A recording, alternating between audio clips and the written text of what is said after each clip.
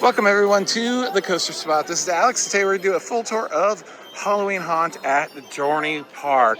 Not too many changes for the 2025 edition. There is one little addition though, or change rather, and this year the haunts are going to cost a little bit this year. They've traditionally always been included with your admission, although the price is very, very minimal. It's only $10 to $15 from what we can tell from looking at the calendar, that the peak days are only $15. Well worth it, I'd say. As we go through the night, I definitely will be able to confirm that. There is no new houses, but I believe one of the houses has been revamped.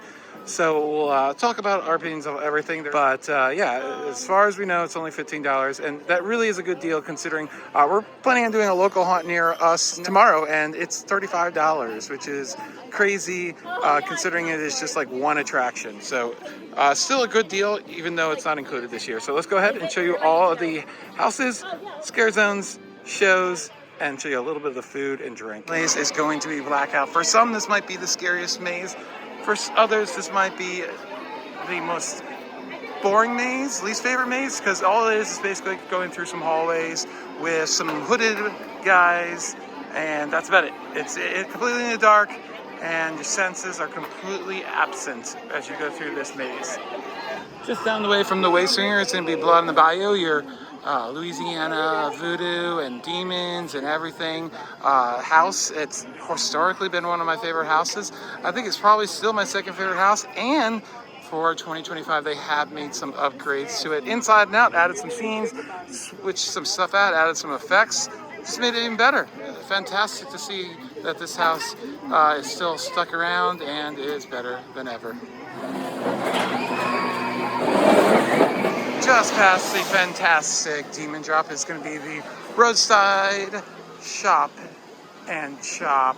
It's your slaughterhouse type of haunted house. Lots of demented, inbred farmer folk whom they want to harvest you for their next meal and to sell and all that creepy stuff. Fantastic little house. Right in the shadows of Steel Force as well. Get to go through the corn stalks as well. If you do have allergies to like corn stalks, beware, this one's very smelly. But other than that, fantastic. Oh, and if I haven't mentioned, there is also the express version of the haunted house as well. So you can pay a little bit more and skip all the lines. It can be very helpful. So far this year though, with the haunted attractions pass, lines have not been that long compared to other years though. So you might not need it, only for the most busy days towards the end of the season. Our next house, straight in the shadows of the giant Ferris wheel, is going to be the Tourist Trap. It's kind of your haunted hotel type of house. Lots of collections are in this place, and hopefully you don't become one of them. Be sure to stay out of the basement for sure. Lots of little upgrades to this as well this year. This is one of the houses got a little bit of a sprinkle of improvements this year. Fantastic to see, as it is my third favorite house that Dorney has here at Halloween Haunt. Great to see it's improved. And all the way back behind Iron Menace is going to be Ghost and Machine. Back for a third year. It is still the best house in the park. Fantastic theme that's mixed in with the Iron Menace theme, where it's this steel mill with McTavish, this crazy steel baron who is basically mistreating all of his employees in terrible, terrible ways. And they seek revenge on you. Absolutely fantastic design. I was just at Universal for the week, and honestly, this is better than their bottom two houses this year. That's how good this particular house is. It's definitely up there with Universal quality with the detail and everything. And hopefully the next house that they do can be up to this standard in the future. In the Steel Force Plaza, we have our final two houses. The Necropolis is going to be an outdoor maze, so if you want to be scared in this one, definitely wait till it gets dark for the first half an hour or so. It will probably be pretty light, but if you want less of a fear, that's a good way to do it. They did change it up a little bit this year. It enters over here and goes all the way back. Before it entered like right where everybody's exiting off of there. Other than that, they just changed a few of the things. They added a few more props, but it's pretty much the same thing. A big open area where people can chase you for quite a while, so it can be a little bit scary if you're scared of that. But you're basically just walking through a graveyard with a bunch of zombie undead yelling at you. My second least favorite house of the 7, unfortunately. And then over here, it's going to be our final house. Let's go talk about it. Trick or Treat is coming on at least 10 years of existence. This house was built as Trick or Treat and it's never changed. However, this year they did change it up a little bit. They dropped the witch theme in a bunch of rooms and went more with the actual trick or treat theme with a bunch of trick-or-treaters, like a big crow, some other things. So changed it up a little bit. If you're going to keep a house forever, especially ones that are pretty decent, I like having a little bit of change up of each one of them, just little subtle changes. It seems like a lot of the houses got that this year, and I really appreciate that, actually. If you don't have the money or budget to change them up that often, at the very least, just make improvements to the ones that are already there. Although the Acropolis one, that one can go, but you'd have to build an actual building to make that one good. Anyways, that is our final house. Let's go show you all the scare zones. At the end of the main midway is going to be Dystopia, which is going to be your post-apocalyptic scare maze. Lots of pretty lights and everything. Let's see what's in here to freak you out. This is the first of, I believe, 5 scare zones this year. Hi. Hi! Oh, pretty cool scare zone. And you have a bunch of sliders sliding around here. That's always fun. So beware for the ground. There we go. Woo, slider. Ah! In the Hydra Plaza, you have the Portical, which is your pirate themed scare zone. Lots of ghost pirates, ghost pirates, freaky deaky pirates all around. And this is one of the places where they set up a bar, which is fantastic. They have the blood bags.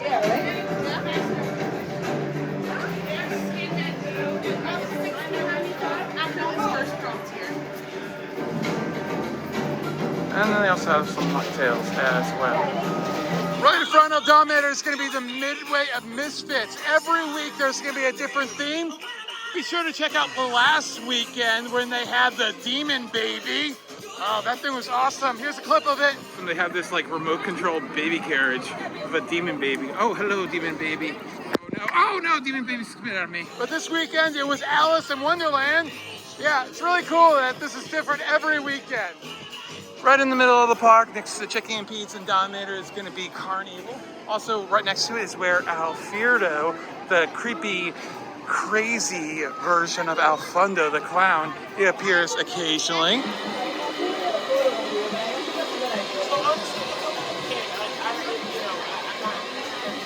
Cool.